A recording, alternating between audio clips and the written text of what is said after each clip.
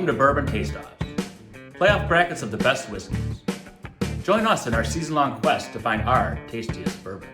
Hello, welcome to Bourbon Taste-Offs. This is episode number 18. We've got your hosts, Todd, Josh, and Adam. Welcome.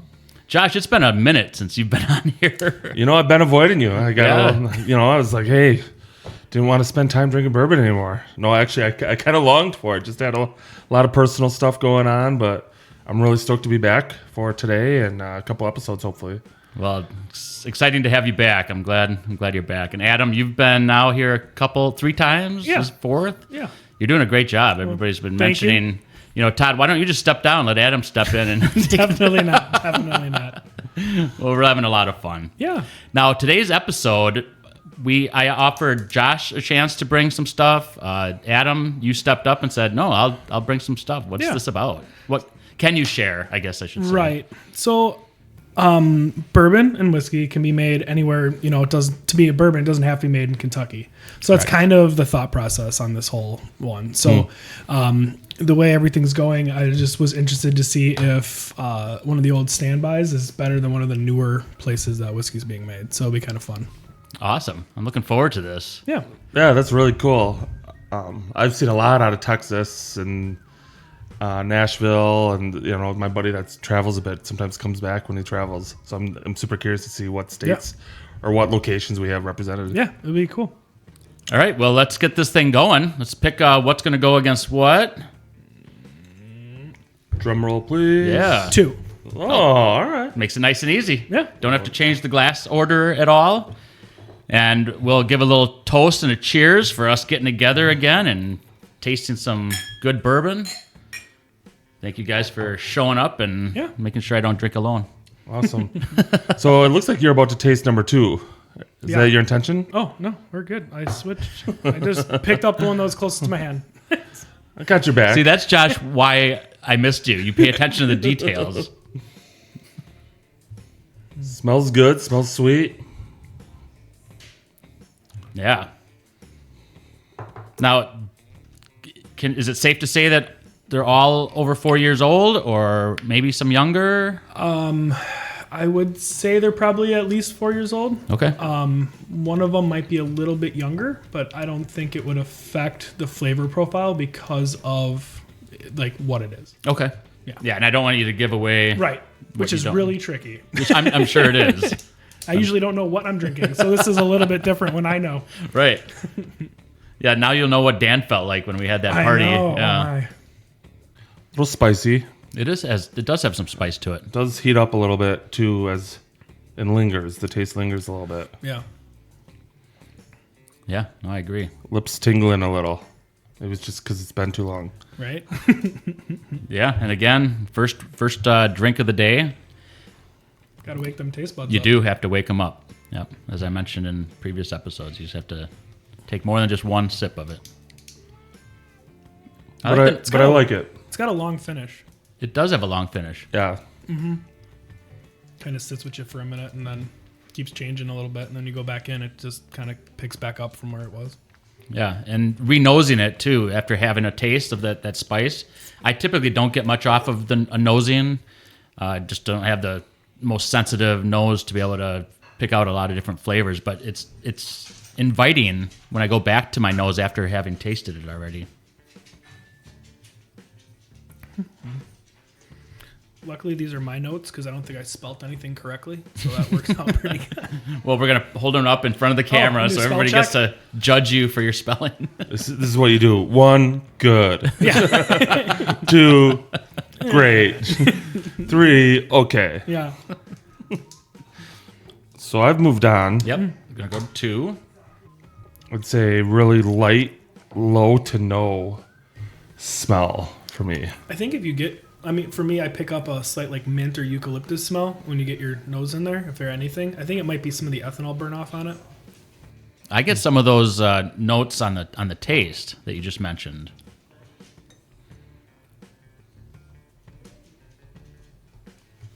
These are, I hesitate to say similar because they are a little different. One, I get a little more off the nose. Mm-hmm. However, the taste... To me, they're fairly similar.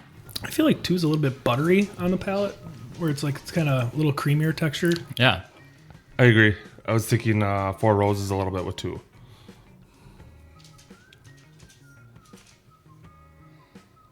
I'd say less heat, less spice than number 1. Yeah.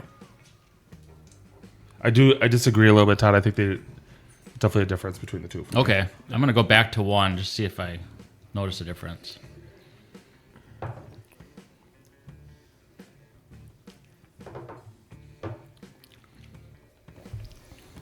Yeah, now I taste it. Yeah, especially once you get it back into your back end of your palate and you start getting it back there, it's differences between 1 and 2 become a little bit more upfront. You get more leathery, like warm wood kind of flavors, oaky stuff out of 2, I believe. Like for me, anyways. Than you do 1, but leathery. How do you describe that from a taste profile perspective? So like I haven't tasted leather in a little bit. Right. So like, you ever have a leather car in the summer with the windows rolled up? Sure. And you get into it like a clean leather car, and then you open up the doors and you sit in it, and that smell of that rich it's a cigar chair next to the fireplace. Okay. That's what I'm talking about when I say a leathery kind of. Not like a tannery. That'd be not great. Right. Yeah. Yeah, I find 2 just very subtle. I agree. I was thinking buttery as well, even on the smell. For me, a very, I would say, based on our historical picks, I would say probably 2 would go. Based on how I'm feeling right now, I might pick 1. Okay. So it's a little bit of a toss up for me of which one I'm going to choose. Yeah. I went back to 1 because I did want to taste the difference, and it's leaving just a numbing feeling on my lips. I'm wondering how high proof this is because I'm definitely getting numb lips, which is.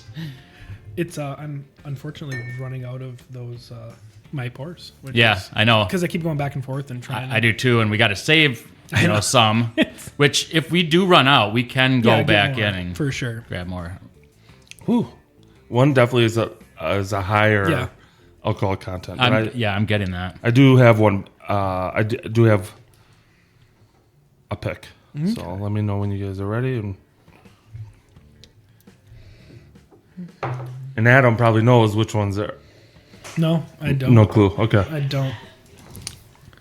I just know I like all 4. Got it. The ones I brought. Yeah. And I have them in my normal rotation. So That's super helpful. Yeah. I have 1 picked. All right. And Josh or Adam, you're ready then if we get going? 100%. All right, I'll start it out. I typically like high proof. I typically like nice seasoning to it, like some spicing, some complexity. I think 1 is fairly complex. I think right now my preference is number 2. I think I'm just into the one, like you guys said, that little more buttery and just subtle. It does still seem like it has complexity to it. Yeah. To me, and so that's why I'm picking 2. Yeah, good call. I've been on a Four Roses single barrel kick as a result of this bourbon podcast and been loving it. Over the weekend, really dug in a bit to more Bardstown and really digging in a little bit back more into the spicy stuff. That said, I'm not a big fan of the heat and the persistent heat and even a little flat. But 2 for me is almost too subtle. So I'm going to circle back and I'm going to pick number 1. Okay. Gotcha. I'm going to go with 2. I just the buttery texture you're getting from it, and just the way it the oakiness is a little bit more prevalent, and I do like an oaky whiskey, so that's why I'm gonna pick number 2. Awesome. Fantastic. So and 2 moves on. And like I said, I think that where we were and where I was, for the first 16 episodes, I would have picked 2 out right away. Yeah. And I think it's just more of where I'm at today. Right. I know, as of 5 p.m. on Saturday, Right. I know there's one of these is one of the ones I really enjoy drinking in the winter when it's really cold and cruddy out and you've had a day. So it's little bit, Yeah. little zestier. Yeah. Awesome. So 2 it is. Yeah. 2 it is. Let's move on to the next one. Yeah, Josh, do you recall? I think it was like our second episode. It was under 100 proof. We had an issue where it was Heaven's Door, which is that Dylan product, went against Jefferson's Reserve, and we were both like, or actually all three of us. Dan was here, and we were all saying like, these taste so similar. There's no way. Like my wife had sets them up, and we were like, she would not put 2 of the same bourbons in. But then we got to talking, Adam, in another episode where we were saying that, oh, that's MGP. Yeah. Where it's like, it's a sourced product. Well, come to find out, Jefferson's Reserve and Heaven's Door are both MGP products. MGP products. So they could potentially be the same juice. Same juice. Yeah. It's different label. Different label. So isn't that interesting that we might have come across something like that? That is wild. That is. But it makes a ton of sense. Right. Yeah. I can't speak for the bourbon industry, but you hear that a ton in the wine industry, where grapes are actually the majority of vineyards, or the majority of wines, like out in Napa, people are like they have farmers that just produce the grapes. Okay. And then people buy grapes from different farmers. So there's actually there's a lot of that down in Napa. Gotcha. So I can't speak for bourbon as much without doing a little bit of that. Was based on a lot of the did a bunch of tours out there, and they're like, oh yeah, we buy our grapes from these local farmers, and we support our local farmers because a lot of them are like producing grapes. So yeah. I just thought that was really interesting. That is interesting. Yeah. You want to know another funny thing about that? Yeah. They're saying don't go off the road in Napa because going into a row of grapes is more expensive than hitting the car in front of you. Oh my! Because if you think about how long it takes for those vines, they're like, if you're gonna like in Napa, if you're driving down and you're like, oh, I don't want to hit the car in front of me, I'll go off the side of the road. No, hit the car. Yeah. Because you'll do more damage going off into the farm. That is funny. That is crazy. I recall also, I went to Napa. I actually proposed to my wife on a Napa trip. Awesome. We actually went to Napa. We stayed in Napa. We did a bunch of wine stuff. Then we drove to Lake Tahoe, and I proposed to her on like one of those lifts. Okay, so the like gondola. Gondola lift, yeah. And so that whole trip had a bunch of wine. And so I do recall on one of the tours that they actually plant like a rose at the end of some of the rows of the vines, so that if that dies, that they know that there's some disease kind of going through. Kind of like the canary in the mine. Correct. Exactly like that, yeah. That's awesome. I thought that was pretty interesting. That is. Yeah. Alrighty. Moving to 3. Is Lake Tahoe not one of the most beautiful areas in the world? It's so beautiful. Where is it, Lake Tahoe? It's in Nevada, so it's about 3-4 hours east of like San Francisco. Okay. And you ever heard of Yosemite National Park? So it's 2 hours from Yosemite.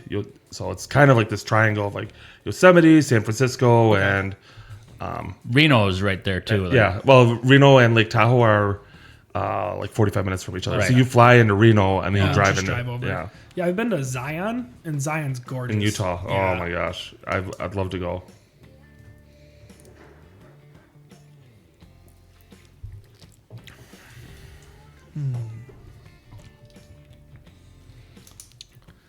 That's number 3 is interesting. There's not a lot of it's a spicy but straight for me. Like not a lot of Not super complex. right, but I like it. Yeah. Yeah, the nose, I didn't get much off the nose. I got most of the flavor I got off of it was the back of my tongue. It's right at the back of the tongue. And most every other bourbon I taste, I get it like the whole tongue, or a wash, where it's like it starts in one and then it goes to the other. But this was almost all in the back of the tongue, which is interesting to me. Like I'm not saying I dislike it. I think it's flavorful, but it's an interesting fact that I just got it all at the back of the tongue. It definitely tastes warm. Like it has that little bit more, probably a little higher proof or whatever. Yeah. Yep. I agree.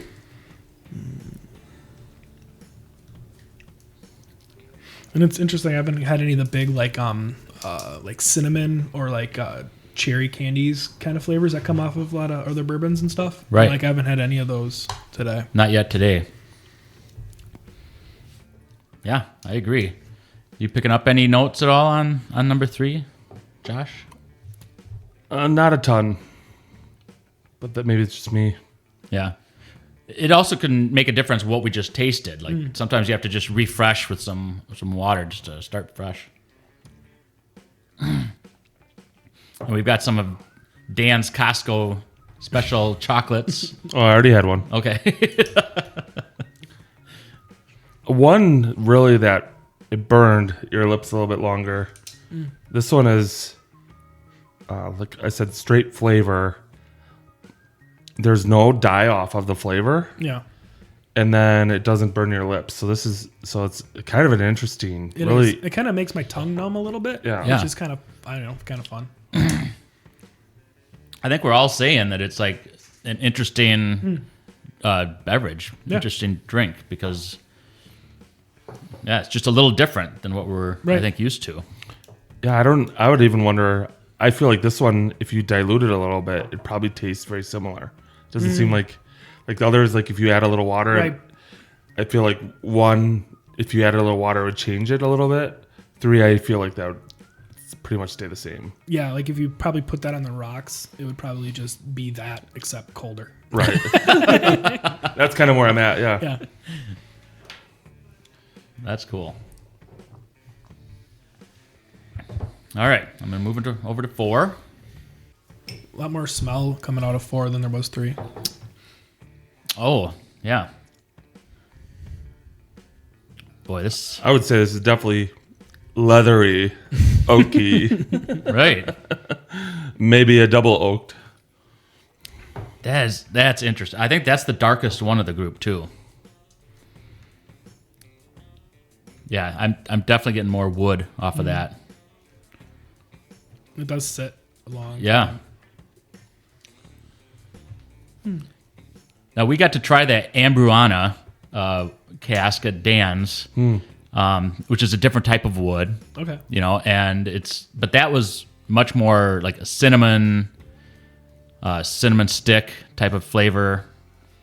So I know that this isn't that. However, it reminds me of it just because it's just so much more of a wood flavor than the other 3. Yeah. Yeah, I still have the taste of this. Yeah. A minute later. Yeah. Yep. I don't know what I think about that. I think if you're having a cigar, it'd be awesome. I agree. You know? Yeah. Yeah, it's not coming off your palate when you have a cigar. Like some bourbons, when you have a cigar, Yeah. it washes the flavor of Right. the Yeah, if you have bourbon like away. a SoCo or something like, lower proof, easier going on, a Yeah. Crown Royal or like even like a Jim Beam or something basic, normal stuff, it'll just kind of like die and you won't taste it anymore. Right. Yep. I'm surprised you didn't give like a little wiggle shrug when you mentioned SoCo. Oh, I know. I was saying it and I was like,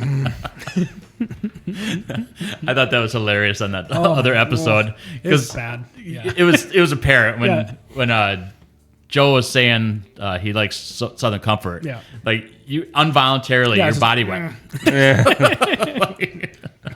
Is that like one of those college experiences? I had one of those with Amaretto and orange juice, and I couldn't touch orange juice or Amaretto for like 2 years. Yep. I can't smell Jägermeister near a Red Bull in a bar. I will have to leave. It is That one got me. Yeah.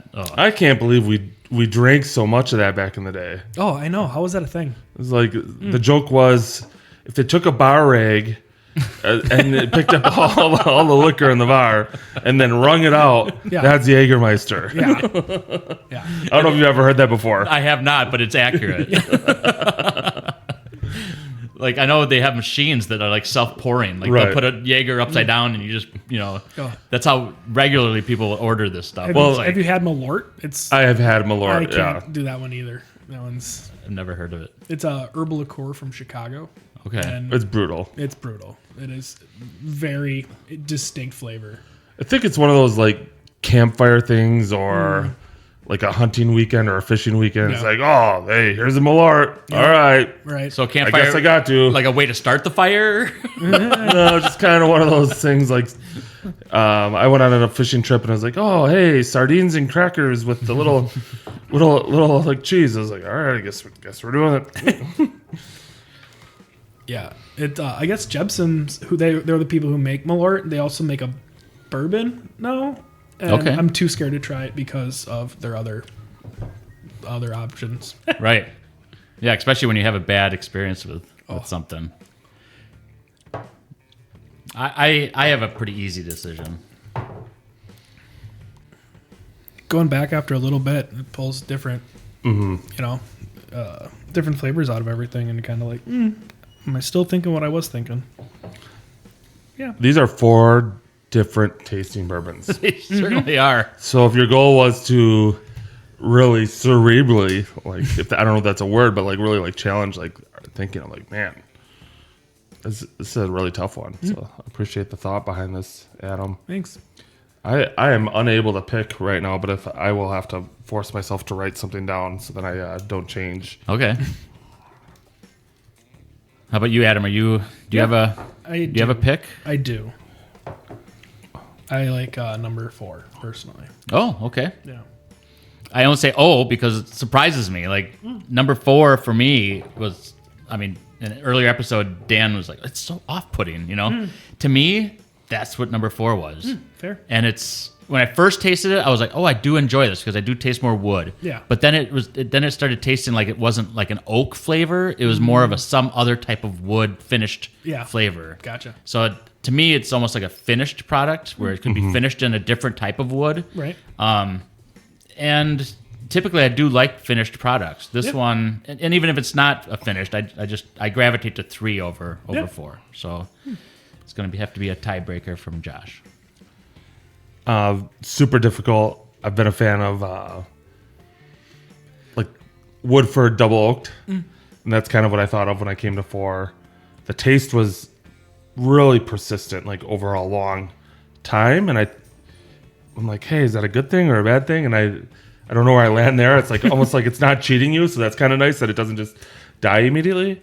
But yeah, I like the spicy, straight, limited nose. It's a little sting. The more I tried 3 again, it stung a little bit longer. But there's definitely a difference between 3 and 4, and I actually picked 3. Okay. But that being said, 3 and 1 are so close together. And seeing what you two picked out of the first, I'm gonna project here. It's almost like a replay of 1 versus 2. I would actually be really curious, like kind of as a not that we need to do this, but which one you would pick out of 1 versus 3, like what we would pick, Yeah, I would pick 3 over 1. 1 just it did seem just really like lip numbing for me, and while I do like heat, I don't like it. I don't like it when it makes me feel like a duck. Fair enough.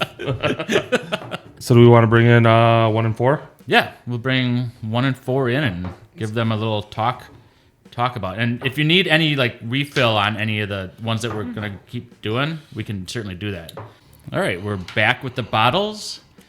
Adam, if you want to talk about 1. Yeah. So 1 is just a single barrel select Jack Daniels. It's coming in, I think it was 47%. So just under 90 proof or whatever. 90. Yeah. So 96 or whatever, 86. But, wow. Yeah. So it's being a single barrel select, they're all a little bit different, and they're not always gonna be the same. Sometimes your proof rates and everything else change on them. But this one I got, and I enjoy it. And so I just wanted to share with you guys. I don't know. It's interesting. So that's from, Tennessee. This is wild. I drank a ton of Jack and Coke in college. I have, and my buddy actually was gifted one of these when as coming back from Iraq and had one as, a bottle that they gave to a bunch of people that were stationed there. So that was the last time I had it, was probably 10, 12 years ago. But this was I would have never guessed that this was Jack Daniels. I would have never guessed that either. Yeah. And I wrote for the notes, smells smooth, sweet, a little heat, a little spicy. Like, I would have thought this was a bourbon. Yeah. I'm impressed. Yeah, just reading off the back, there were some hints of caramel, spice, bright fruit notes, and sweet aromatics. And that's a lot of stuff we all hit on as we were going through. Yeah. What I'm really surprised in, though, is that we thought that was like a high proof, just with the Kentucky hug on it. Yeah. And it's only Well, it's because it's not from Kentucky. It's from Tennessee. It's the Tennessee hug, and Tennesseans hug a little bit harder. Right. Have you ever been on Broadway in Nashville at 2 a.m.? Everyone's hugging each other. It's a great time. Well, it just needs a little bit stronger of a hug. They're like more under the armphits instead of like an over-under. Yeah, they'll pick you up off the ground. You have to get some hot chicken, need something to cut through everything. Right. That's right. This is what they needed a little stronger because you got to just push through some of the crowds and get a drink. Yeah. Here you go. Right. And then this was number 4. Yeah. Straight. It's 115 proof, so it is definitely higher proof. Iron Root Republic. Iron Root Harbinger. Yep. Now it's a Texas. Yes. What do you think gave it that extra like wood flavor? It's that Texas heat cycle throughout the day. It'll be 115 degrees during the day, and then at night it drops down to 50 degrees. So it really cycles like harder than a heat cycle building, just being in the regular rick houses. Yeah, it's only 3 years too. Yeah. So like I said before, it's like there's some that'll be a little bit younger, but it'll hold up. But this is not a double. No, it's just a single oak, regular standard barrel. That's so interesting. It makes it seem like a finished product. But yeah, I suppose, Texas does have the heat swings. More brutal of a heat cycle. Flagship bourbon, corns bustling with complexity. Wow, that's interesting. Yeah. So one I've never had before.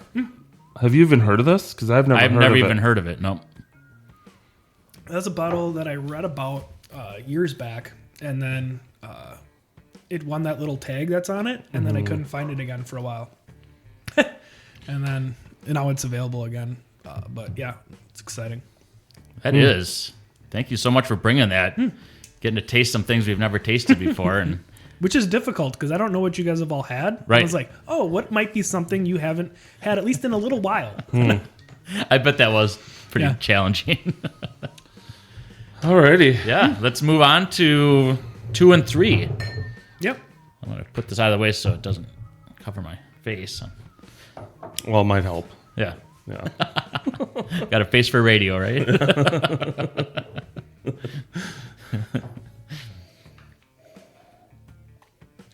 You guys going back to 2? Yeah. Okay.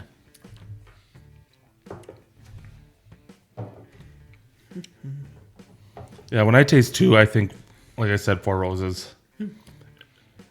Four Roses, single barrel, not overly complex, but smooth.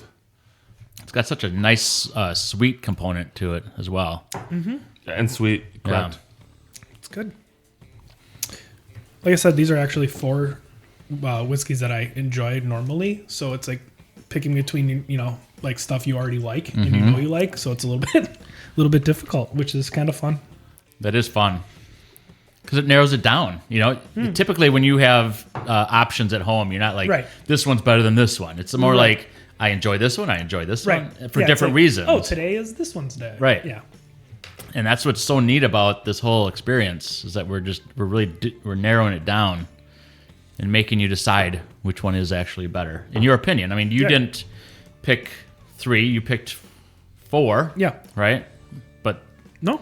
Because of other people, choosing. Yeah. Just how the bracket works is, you got to do it. That is true. Sometimes Wisconsin can beat Florida. So I have a pick.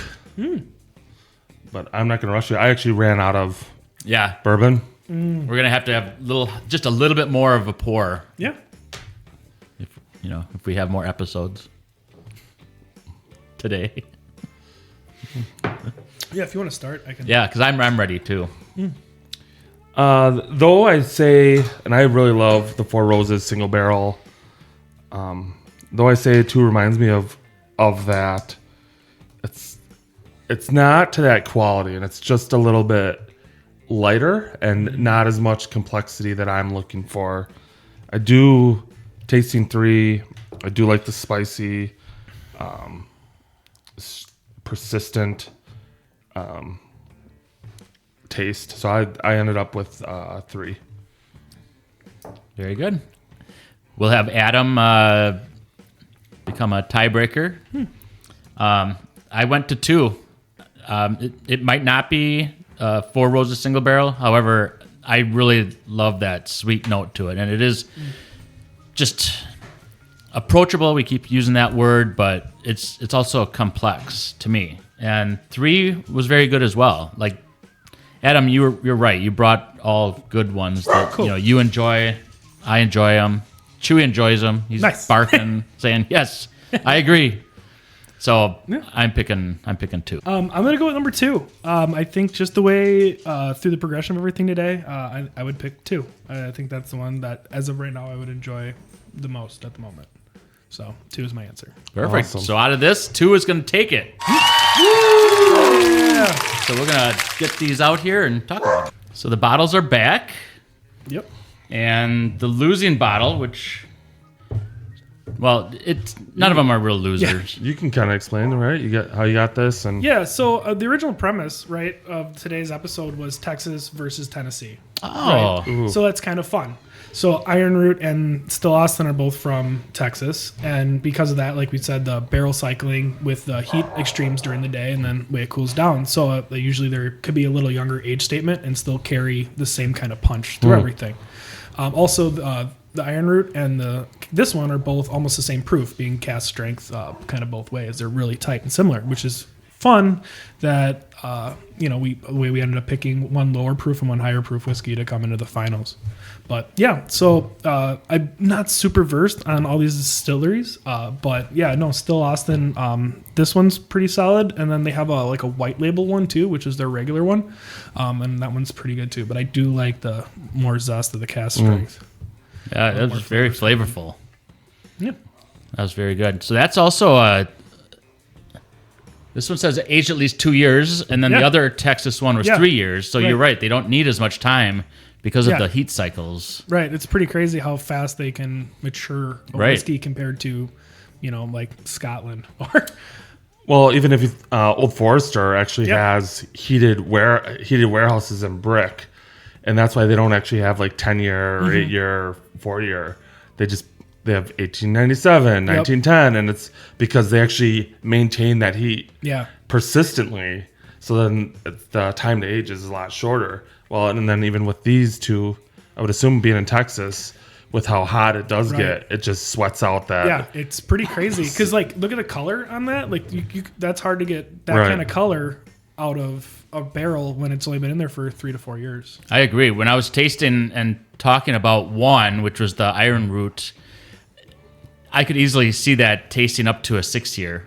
It's like it took half as long in Texas than it probably would anywhere else because of that. Yep, it's pretty cool. I think like we've talked about before is like aging barrels in different places, like on a river or on a boat, or in Texas or in Wisconsin. It's going to give you different results than it is just from your standard rickhouse. So that's kind of fun that they've been changing where people have been making stuff. Absolutely. I totally agree. And so you're saying Uncle Nearest, that's the winner. It's a 1856, 100 proof. I really like that kind of proof. Yeah. When it's right around 100, 107, 100. I really like. It's 100 proof's a really drinkable, a drinkable level. Right. And you said, so this is a Tennessee then? Yes. Is there an age statement on this then, by Not that chance? I know of. I know they have 2. They have a white label, which is a lower proof, and then the black label, that's 100. Well, to be one of the laws of being a bourbon, it has to be 100 proof.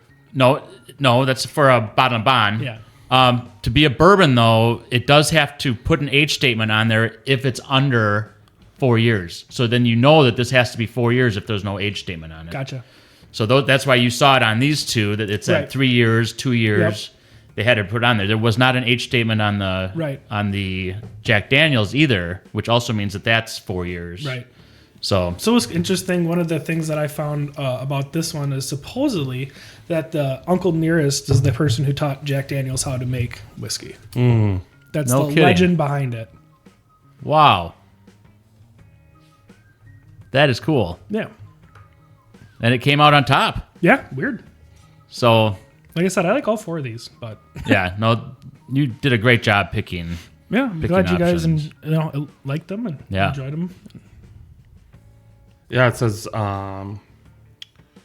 Refined character resulting from distinctive maple charcoal filtering process that they established over 100 years ago. Yeah, I mean, this is really good. I think for me, it was just what it was paired with. Right. It was like Yeah. Muted this. I'm wondering if I would take this. Try some right now. Well, first, why not? I'm gonna try this just a little bit right now. Be like, because I thought it was very good. Yeah. It's probably a bad angle for you. Thank you. Make sure I don't put the bottle on the table. Well, cheers to number 2 being the winner. Yeah, absolutely. Cheers. I'm gonna try this one more time. Still that great smell. Right.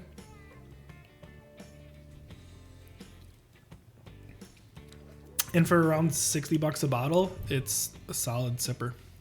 Great taste. It's very good taste. You guys did a good job. I don't know why you're letting me sit next to you.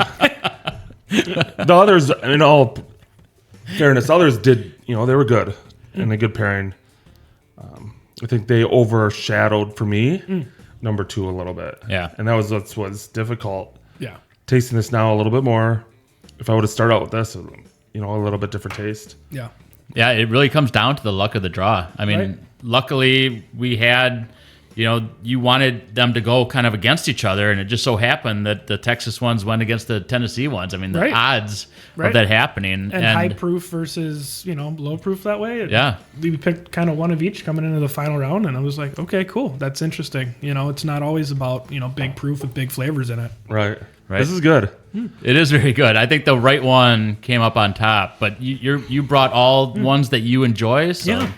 Well, thanks for sharing experiencing these with me. Yeah, Absolutely. thank you, Adam. Appreciate it. Yeah, really appreciate Very it. generous. And thank you for viewing and watching. So make sure you like and subscribe, and we'll see you next episode.